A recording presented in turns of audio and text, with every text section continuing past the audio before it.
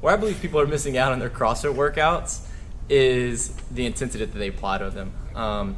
Each day, I see people come in, they go in and out of workouts, and I don't believe that intensity is being applied. Well, I read a quote one time, I'm not sure who said it or where I read it, but intensity is being comfortable with being uncomfortable. And most non-CrossFitters would hear that and kind of say, well, I'm not into that thing. And even some CrossFitters, maybe even at our gym, would say that I'm not into doing that, I'm just here to work out.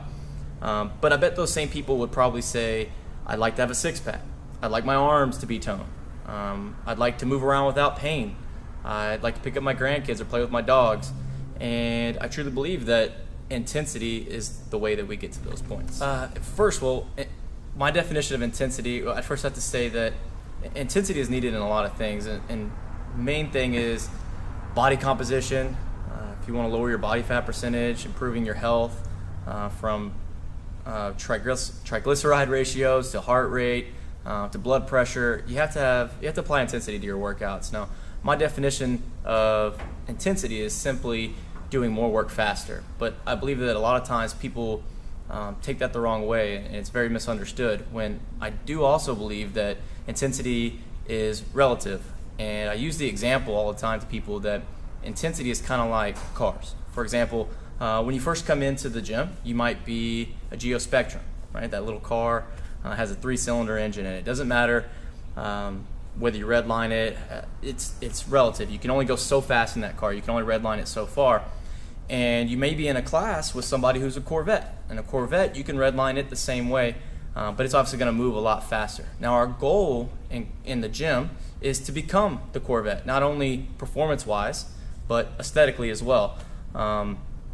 Is the only way that we can get there, and the only way we can build and transform ourselves from being that Geo Spectrum and getting into the Corvette is with intensity. So how do we start applying intensity to our workouts, or how do we start becoming comfortable with being uncomfortable? Well, there's 4 general things that I believe you need to have. The first one is starting to become comfortable being uncomfortable, and I'd say that starts in your workouts when you want to stop, when everything's telling you to quit, stop moving, you hang on for 5 more reps. You do 5 more squats, you do 5 more hang cleans, whatever it is, you hang on for 5 more. That's when you start to try to break through and start to be able to apply more intensity. My second one kind of goes along with that, and that's staying close to the bar. A lot of times we'll be doing something, whether it's a pull-up bar, kettlebell, barbell, we'll put the bar down. And you see people walk away from the bar. They go get water. Stay away from the water. I understand that if you're dying of thirst, you can go grab a sip of water. But a lot of times people use getting water or getting chalk or grabbing their towel to wipe the sweat, the 2 beads of sweat off their face, as a way of taking a break in the middle of the workout, basically lowering their intensity. Staying close to your bar, keeping your shins touching it, taking a couple breaths and then picking the bar back up and moving is the best way to start applying intensity and changing those bad habits. The third way that I'd say is positive self-talk. So many times I hear people come to the gym and they start talking negative. They had a long day at work. They're sore from yesterday. They're saying, well, I can't do the RX weight, so what's even the point of me being here today? Or I can't do pull-ups, so why am I here? And all these negative things not only affect you and your workout, but they affect the people that are around you. You have to make sure that you're staying positive. You can't tell yourself that I can't. You can't say I don't want to. The gym has to be a positive place. Stay positive in your workouts. Not only will that portray to other people and everybody else will be more intense, but so will you, and your workouts will improve. And the last one, the fourth one, is gaming workouts. You know who you are. There's only a few times that I think people should actually game workouts, and I think that if you are a games athlete, a regional level athlete, and you're in a big competition and there's a certain workout that you have to get a certain score on, then yeah, game away. But if you're an everyday CrossFitter, like most of us are, then gaming is unnecessary. Get in there, put your head down, get to work, and go as fast as you can, and get the best workout you can.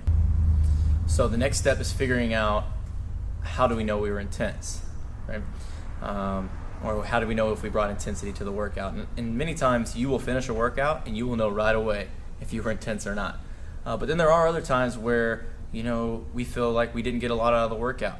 A lot of times that's a good indicator that maybe some intensity was lost. And a lot of times it's the coach's job, and that's what's important about coming to a gym that has great coaching and people who can help you out.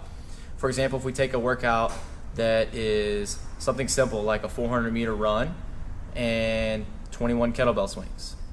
It's not a lot of work. Let's say we do that 3 times. It's not a lot of work. Let's say somebody finishes it in 5 minutes and somebody finishes in 15 minutes. The person who finished in 5 minutes, they pack their stuff up, they're tired, they go home. The person who finished it in 15 minutes, they look at it and they're like, well, I want to do something else, and they go to the back and they ride the bike for 25 minutes, or they get on the rower and they do intervals on the rower. They feel like they need to do something more. Or maybe the application of intensity to that workout originally would have solved all those issues. So what is not intensity? That's a good question. So if we take that same workout from that last example I used, the 3 rounds, a 400-meter run and 21 kettlebell swings, and let's say somebody runs on average about a 2-minute 400. And they take off, and they have a coach yelling at them, I want y'all to be intense. I want you to go as fast as you can. And 3, 2, 1, go happens, and they run a 1:15 400. And they come in, and they collapse on the floor, and they can't pick up the kettlebell to do 21 kettlebell swings. There is a lot of intensity there for a short period of time, but unable to perform afterwards. I think that intensity can be mistaken as going as hard as you can when that's not the case, and many times that's what scares people off of CrossFit.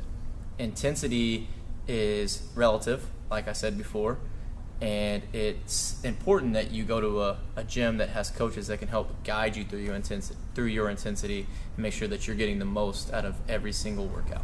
In closing, I just kind of want to talk about what coaches' tips are. This is just a short video of something that I wanted to do to kind of give some insight on some coaching tips that I can do without actually having to be hands-on. Some things that maybe we don't touch on a lot of times in class, but can definitely improve your workouts. And if we can improve your workouts, we'll improve your time, we'll improve your life, and everybody will be a lot more happy every single day. So until next time, guys, see you in the gym.